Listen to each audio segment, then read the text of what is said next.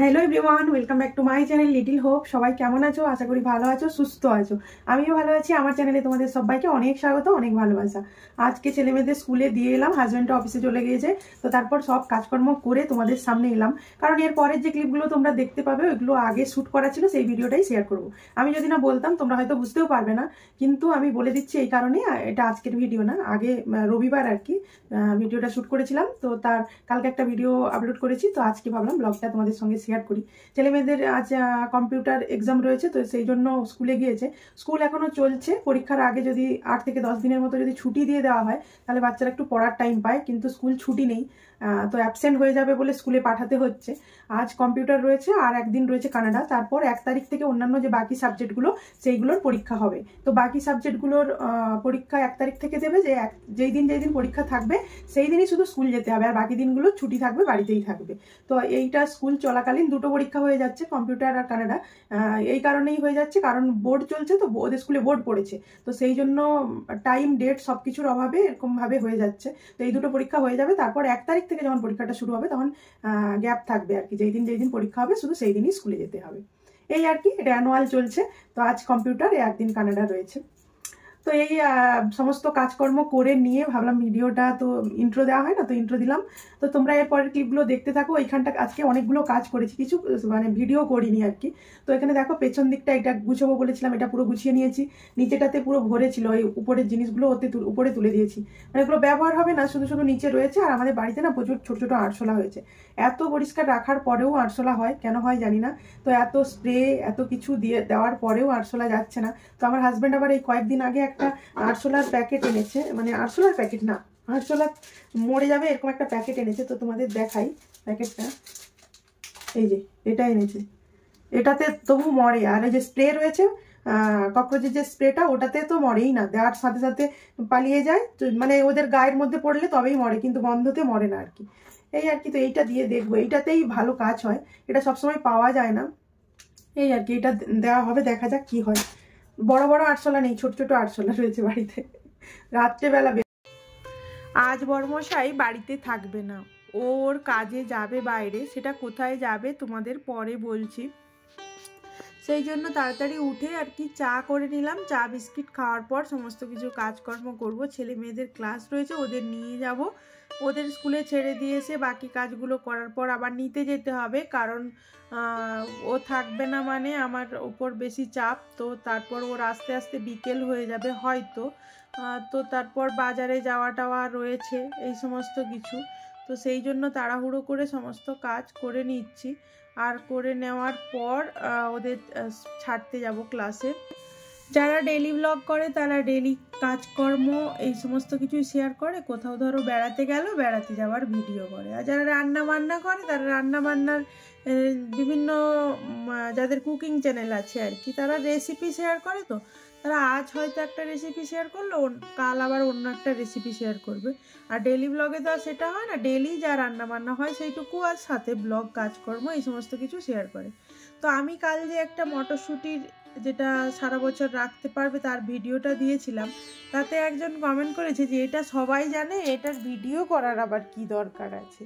প্রচুর video YouTube, Facebook, বিভিন্ন site আছে যেখানে আপলোড আছে, যেগুলো আমরা প্রত্যেকেই জানি, তবু রোজ রোজ এত ভিডিও আপলোড হচ্ছে।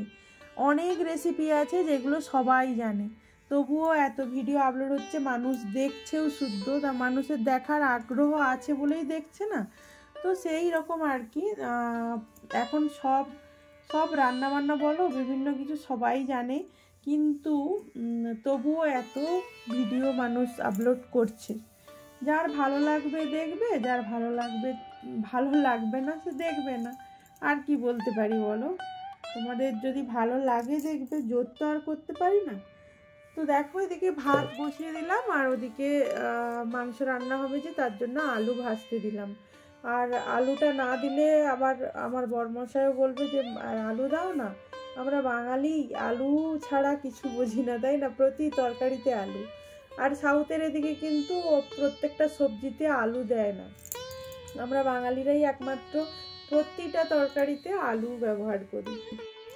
আজ সেরকম কিছু রান্না হবে না। দেখো চিকেনটা এখানে মেখে রেখে দিয়েছি, দই, লবণ, হলুদ, লঙ্কার গুঁড়ো, সর্ষের তেল এই সমস্ত দিয়ে মেখে রেখে দিয়েছি। তো রান্নাবান্না শেয়ার করলাম না তোমাদের সঙ্গে, রোজ রোজ ওই কতবার শেয়ার করেছি তোমাদের সঙ্গে চিকেন রান্না, সেই জন্য করলাম না। আর এখানে দেখো হাজব্যান্ড বাড়ি ফিরলো, ও নিয়ে এসেছে দেখো 2 প্যাকেট বিরিয়ানি, কিন্তু ও খেতে চাচ্ছে না, ওকে ভাত দিলাম আর 2 প্যাকেট বিরিয়ানি আর কি ছেলে মেয়েদের দেবো। তো খেতে চাচ্ছে না বিরিয়ানি, আর আমার ছেলের তো খুব পছন্দ বিরিয়ানি। ও গিয়েছিল ওদের অফিসের সঙ্গে যুক্ত আর কি একটা ব্যাংক রয়েছে যেটাতে ভোট হচ্ছিল, তো সেই ভোটের জন্য ব্যাঙ্গালোর সিটি গিয়েছিল, তো সেখান থেকে বাড়ি ফিরলো। আর কি কি এনেছে সেটা তোমাদের দেখাচ্ছি। আর বাইরে দেখো রোদটা দেখেছো, ওয়েস্ট বেঙ্গলে দেখছি নিউজে যে বৃষ্টি হচ্ছে, ঝড় হচ্ছে, শিলাবৃষ্টি হচ্ছে। তোমরা যে যেখান থেকে ভিডিওটা দেখছো তোমাদের ওদিকে কি বৃষ্টি হচ্ছে না শিলাবৃষ্টি হচ্ছে না ঝড় হচ্ছে জানিও কিন্তু, ঠিক আছে? আমাদের এখানে কিন্তু বলতে পারো ভালোই রোদ, ভালোই গরম লাগছে এখন। মানে রাতের বেলা তো প্রতিদিন ফ্যান ছাড়া শোয়া যায় না, ফ্যান চালাতেই হয়। তবুও এখানের ওয়েদারটা ভালো বলে অতটা তীব্র গরম এই জিনিসটা নেই এখানে। তো এখানে দেখো কতগুলো প্রদীপ এনেছে, বিভিন্ন চিহ্ন থেকে ভোট হচ্ছিল, তো যে প্রদীপ চিহ্ন থেকে যিনি দাঁড়িয়েছেন ভোটে, তো তিনি প্রদীপ দিয়েছে, আর যিনি ব্রাশ থেকে দাঁড়িয়েছেন তিনি ব্রাশ দিয়েছে। ব্রাশ আমার হাজব্যান্ড একটাই নিয়ে এসেছে, কারণ ওই ব্রাশগুলো না খুব শক্ত হয়, ইউজ করা যায় না, তো নিয়ে এসেছে। আর প্রদীপ অনেকগুলো এনেছে, কারণ প্রদীপটা থাকলে কালী পুজোর সময় জ্বালাতে পারবো। আমাদের কলকাতা বিরিয়ানিতে কি বলতো, কিছু না থাক 1 পিস চিকেনের সাথে কিন্তু 1 পিস আলু, একটা ডিম সেদ্ধও থাকে। এখানে দেখো বিরিয়ানিতে শুধু চিকেনই পাবে, আলু তো পাবেই না। আর যেগুলো বেঙ্গলি রেস্টুরেন্ট রয়েছে সেগুলোতে গেলে হয়তো আলু পাবে, না হলে আলু পাবে না। তো দেখো এই বিরিয়ানিটা ছেলে মেয়েদের দেবো। অনেকেই আছে যারা এখনও জানে না, রিলায়েন্স ফ্রেশে কিন্তু মানে বুধবার আর শনিবার রবিবার এই সবজিপাতির ওপর অনেকটাই ছাড় থাকে, অনেকটা কম দামে পাওয়া যায়। সবজি শুধু কেন, ফ্রুটস বিভিন্ন কিছুর ওপরেও অনেকটা ছাড় থাকে। ছাড় বলতে অনেকটা কম দামেই পাওয়া যায়। তো আজকে এই জন্য এখন আর শীতের সবজি তো খেতেই ভালো লাগে না। আর আমাদের ব্যাঙ্গালোরে বলতে গেলে সারা বছরই সব সবজিই পাওয়া যায়, মানে শীত গরম বলে আলাদা আলাদা কোনো সবজি না। এখনও পুরো শীতেও আমরা ভেন্ডি পেয়েছি, এখনও ভেন্ডি পাচ্ছি, কুঁদরি পাচ্ছি, সাথে ফুলকপি, বাঁধাকপি, কাঁঠাল, হ্যান ত্যান সমস্ত কিছু, সজনে ডাঁটা সারা বছর। তো সেই জন্য শীত আর গরমের সবজি বলে আলাদা করে কিছুই না। তো এখানে দেখো সেই জন্য বাঁধাকপি ফুলকপি নিয়ে নিলাম, শুধু 10 টাকা করে পিস নিয়েছে। আর স্ট্রবেরিগুলো দেখেছো কতটা ফ্রেশ, কিন্তু মাত্র 35 টাকা প্যাকেট নিয়েছে স্ট্রবেরি। অনেকগুলো করে আছে, আমি তাই গুনছিলাম কটা রয়েছে, অনেকগুলো করে একটা প্যাকেটে রয়েছে আর কি।